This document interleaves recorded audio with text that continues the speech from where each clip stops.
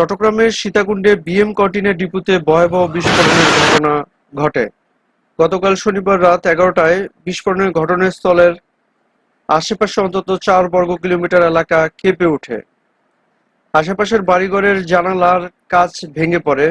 বিস্ফোরণের পর এখনো আগুন জ্বলছে। ফায়ার সার্ভিস আগুন নেভানোর চেষ্টা চালিয়ে যাচ্ছে। শেষ খবর পাওয়া পর্যন্ত 41 জন নিহত হওয়ার খবর পাওয়া গেছে। চট্টগ্রাম মেডিকেল কলেজ হাসপাতালের পরিচালক ব্রিগেডিয়ার জেনারেল শামীম হাসান এ তথ্য নিশ্চিত করেছেন। তিনি জানান, এখন পর্যন্ত চিকিৎসা নিয়ে অনেকে চলে গেছে।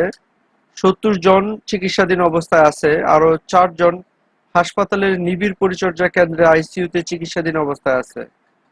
নিহত ব্যক্তিদের মধ্যে ফায়ার সার্ভিসের 6 কর্মীও রয়েছে বলে জানিয়েছে fire service and civil defence অধিদপ্তর।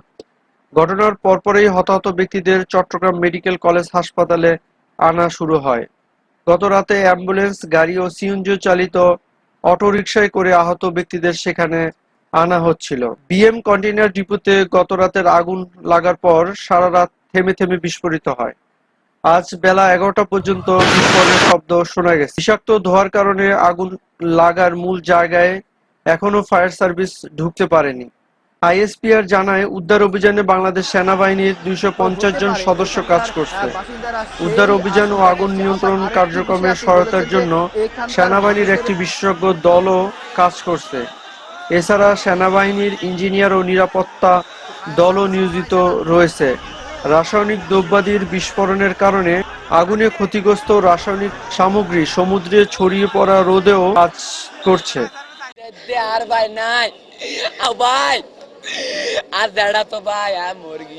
এখনো আগুন জ্বলতেছে, ওইখানে কোনো নিয়ন্ত্রণ নাই, আগুনের কোনো নিয়ন্ত্রণ নাই। যারা যারা রক্ত দিতে পারবে আহত ব্যক্তিদের চট্টগ্রাম মেডিকেল ও সিএমএইচে স্থানান্তরে সেনাবাহিনীর অ্যাম্বুলেন্স সহায়তা চালিয়ে যাচ্ছে। এ পর্যন্ত ফায়ার সার্ভিসের 14 জন সদস্য চট্টগ্রামের সিএমএইচে চিকিৎসাধীন অবস্থায় আছে। চট্টগ্রামের সীতাকুণ্ডে বিএম কন্টেইনার ডিপোতে হাইড্রোজেন পারঅক্সাইড নামের বিপুল পরিমাণে রাসায়নিক রয়েছে।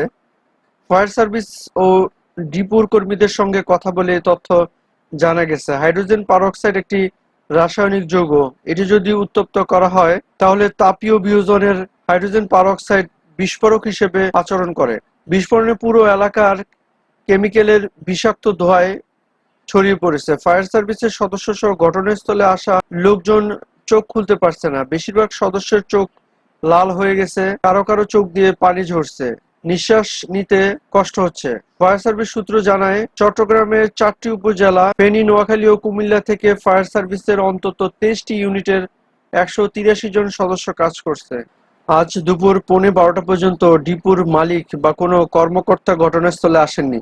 মালিক পক্ষের কেউ না থাকায় কন্টেইনার ডিপোতে কি ধরনের কেমিক্যাল রয়েছে তা জানতে পারছে না ফায়ার সার্ভিসের উদ্ধারকারী দল। ফায়ার সার্ভিস বলছে, এ কারণে তারা উদ্ধার তৎপরতায় বেকায়দায় পড়েছে। ফায়ার সার্ভিসের মহাপরিচালক ব্রিগেডিয়ার জেনারেল মহিউদ্দিন সাংবাদিকদের বলেন, কন্টেইনার ডিপোতে মালিকপক্ষের কাউকে এখনো পাওয়া যায়নি। এখানে কি ধরনের কেমিক্যাল আছে তা বলা যাচ্ছে না। পানি দিয়ে সব কেমিক্যালের আগুন নিয়ন্ত্রণ সম্ভব নয়। এই কারণে আগুন নিয়ন্ত্রণে সময় লাগছে।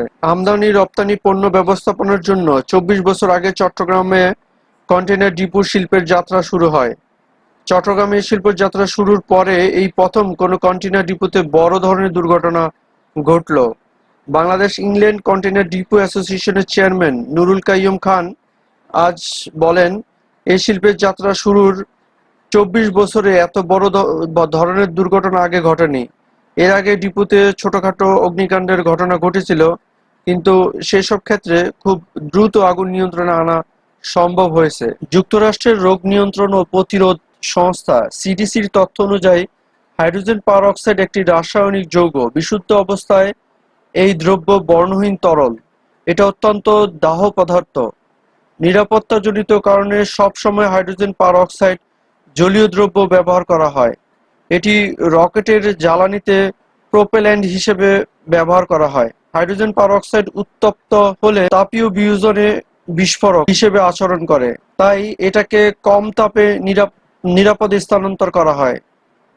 চট্টগ্রামে ফায়ার সার্ভিস পরিচালক আনিসুর রহমান বলেন, ডিপোতে কর্মকর্তাদের বরাতে আমরা জানতে পেরেছি কন্টেনারগুলোতে হাইড্রোজেন পারঅক্সাইড ছিল। তবে প্রথমে আগুন নেভাতে আসা ফায়ার সার্ভিস কর্মীদের এ বিষয়ে প্রতিষ্ঠানের কেউই অবহিত করেনি।